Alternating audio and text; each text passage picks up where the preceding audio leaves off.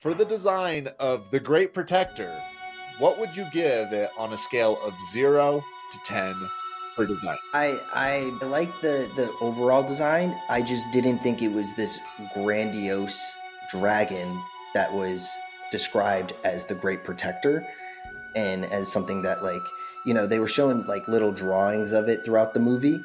It just reminded me of the Thunder Dragon Zord that the Red Ranger had. So I was kind of a little disappointed that it didn't top that, because that's a 9 for me. But I'll give it a 6 because it did look visually nice. Like, Okay. in my eyes, it was like, oh, it looks pretty cool, but it just wasn't this grandiose dragon that I was picturing when you're thinking of, the Great Protector. I was a lot more generous about this dragon than you guys, but I also love bigger dragons. I also am really a sucker for like the Asian style of dragons.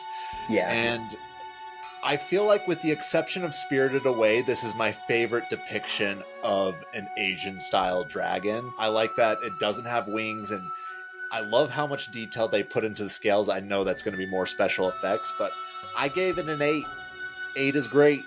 So that's... Hey, you're more of the dragon expert than we are. We're just here to I did bash the like that it movie. didn't have wings. It kept with like I the did too. Asian tones of a dragon that you ever see. They don't normally have wings on them, so I do give you that. And it kind of had that movement of like an electric eel, which really was A little was bit pretty- like, the dragon in Breath of the Wild. That's a What? good dragon. That's a good dragon. That is a That's good a good dragon. dragon. Can we turn this into a Breath of the Wild podcast? Hey, I I could was go gonna- off there's- on that movie. There's a TV behind. We're going to start playing over here. I could go. Hey, you want a positive podcast?